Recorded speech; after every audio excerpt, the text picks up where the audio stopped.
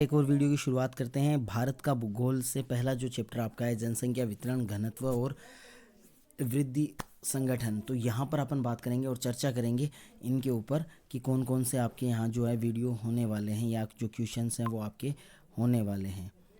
तो यहाँ पर अगर अपन देखें तो पहला क्वेश्चन आपका है, भारत में पहली संपूर्ण जनगणना हुई थी। तो भारत के अंदर पहली जो संपूर्ण जनगणना है वो कब हुई थी? तो 1881 में हुई थी। दूसरा है, निम्नलिखित में से कौन सा एक समूह भारत के विशाल भाषाई समूह है? तो कौन सा है? तो आपका ऑप्शन हो जाएगा भारतीय आर्य जो है वो भारत का सबसे बड़ा जो है समूह है भाषा के आधार पर। भारत का सर्वाधिक जनसंख्या वाला राज्य है तो कौन सा है? तो भारत का सर्वाधिक जनसंख्या वाला राज्य है option number the Uttar Pradesh आपका है। जनगणना 2011 के अनुसार भारत में श्रमिकों का अनुपात है। तो 2011 के अनुसार भारत में कितना प्रतिशत श्रमिक हैं? तो 39.8% है। उसके बाद में नंबर 5 का आता है, जनसंख्या की विस्फोट अवधि का काल है। तो यहाँ पर आपको जो देखना है कि जो आपकी जनसंख्या विस्फोट जो है वो किस वर्ष में हुआ था? तो आपका राइट ऑप्शन आपका हो जाएगा 1951 से 1981। ठीक है, तो बढ़ते हैं नेक्स्ट की ओर। यहाँ पर आप देख सकते हो नेक्स्ट आपका हो जाएगा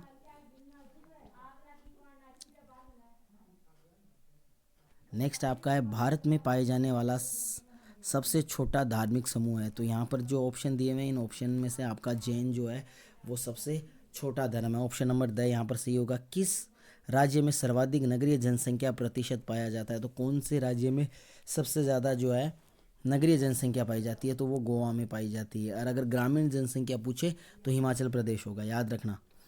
2011 की जनगणना के अनुसार सबसे कम जनसंख्या वाला राज्य है। तो सबसे कम जनसंख्या वाला राज्य है द ऑप्शन नंबर सिक्किम जो है आपका राइट ऑप्शन जो है वो रहेगा। सन 2011 की जनगणना के अनुसार भारत का औसत जनसंख्या घनत्व है तो 382 व्यक्ति प्रति वर्ग किलोमीटर है और ऑप्शन नंबर ब आपका यहाँ पर राइट होने वाला है। बढ़ते हैं आगे।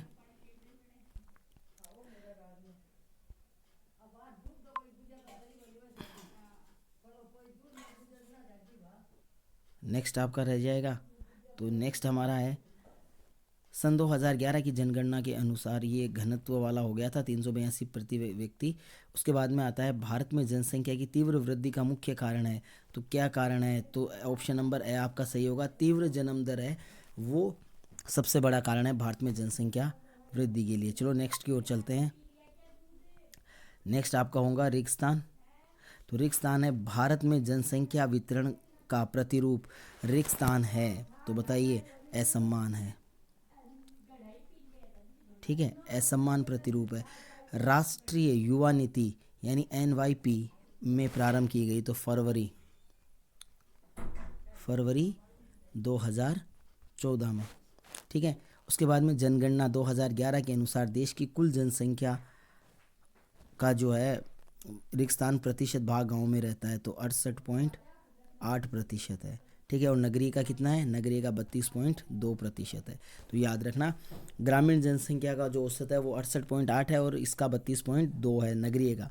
ठीक है, आधुनिक भारत के संदर्भ में रिक्तस्थान भाषा अनुसूचित हैं तो 22 भाषाएं हमारे संविधान में।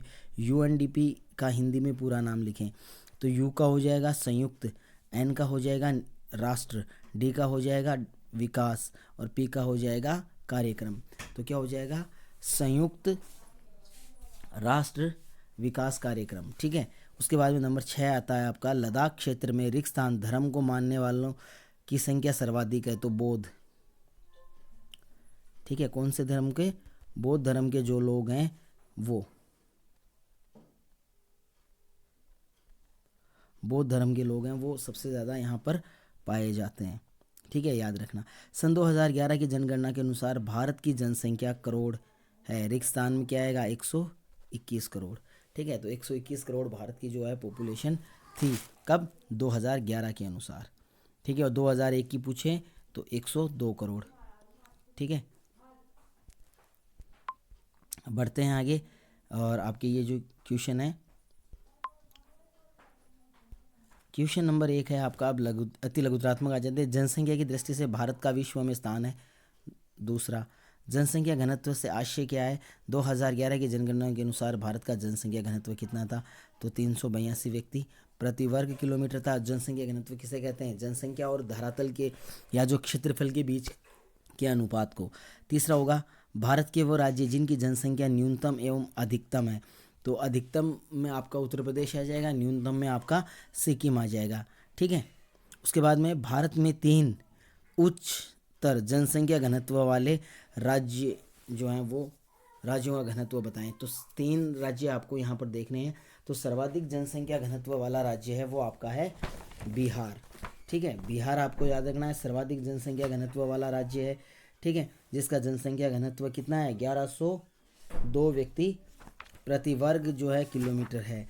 उसके बाद में अपन अगर देखें नेक्स्ट, तो दूसरा कौन सा होगा? दूसरा आपका है पश्चिमी बंगाल, जिसका 904 है। ठीक है, और उसके बाद में आपका उत्तर प्रदेश आपका हो जाएगा, फिर तमिलनाडु हो जाएगा। तो यहाँ पर आप और भी देख लेना कि आप जो हैं वो कौन कौन से आपके रहेंगे।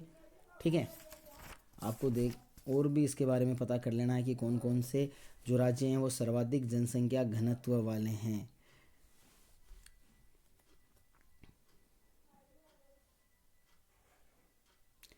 तो पश्चिमी बंगाल, बिहार, केरल, उत्तर प्रदेश जो है वो सर्वाधिक जनसंख्या घनत्व वाले राज्य हैं, जो आप यहाँ पर देख लेना।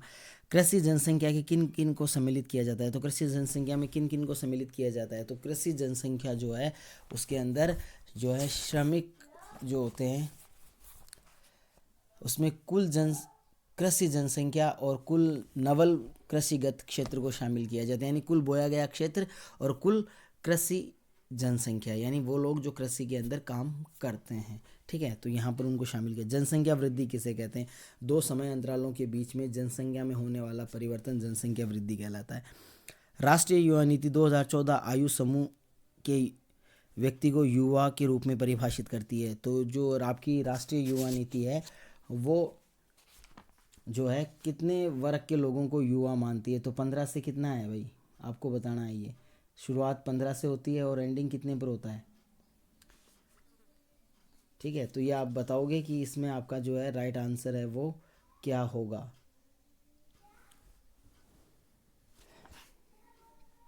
और आगे बढ़ते हैं और देखते हैं क्वेश्चंस। ठीक है, 15 से 29 में ही बता देता हूँ क्योंकि आपको टाइम लगेगा। तो 15 से 29 जो वर्ष है उसको मानते हैं।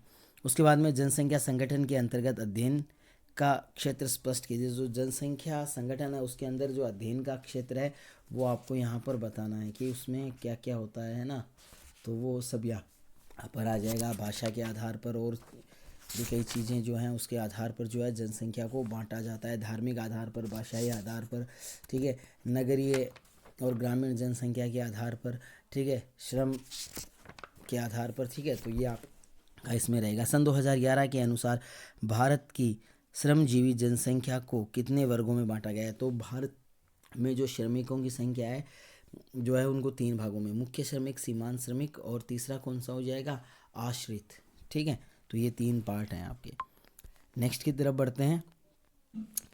लघुत्रात्मक क्वेश्चन यहाँ से जो आपके आने वाले हैं। भारत में जनसंख्या वितरण को प्रभावित करने वाले किन्हीं 3 भौतिक कारकों का संक्षेप में वर्णन करें। तो कोई भी 3 भौतिक कारण है, जलवायु हो जाएगी, धरातल हो जाएगा, जल की उपलब्धता हो जाएगी। ठीक है, और भी आप इसमें शामिल कर सकते हो। ये 3 मैंने आपको बताए, तो इन तीनों का वर्णन आपको कर देना है। ठीक है, मृदा भी हो सकती है। ठीक है, सन 1951 व 81 के दशकों को भारत में जनसंख्या विस्फोट की अवधि के रूप में जाना जाता है। इसके कोई 3 कारण बताएं।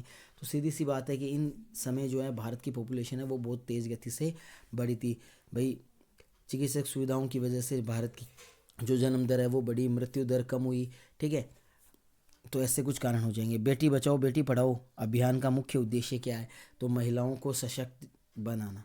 ठीक है, और आप उसमें और देख लेना क्या है। नॉर्मली इसका यही उद्देश्य है कि महिलाएं जो हैं उनको सशक्त बनाया जाए। भारतीय जनसंख्या के धार्मिक संगठन का संक्षेप में वर्णन कीजिए। तो यहाँ पर आपको जो धर्म है उन धर्मों के बारे में आपको बताना है। भारत में पाए जाने वाले धर्म हैं वो कौन कौन से हैं और किस प्रकार से उनके जो है जनसंख्या है, कितना उनका प्रतिशत है, तो ये सब चीज़ें जो है आपको बतानी है। इस वीडियो में बस इतना ही। नेक्स्ट वीडियो में फिर से मुलाकात होगी, तब तक के लिए नमस्कार, धन्यवाद, जय हिंद।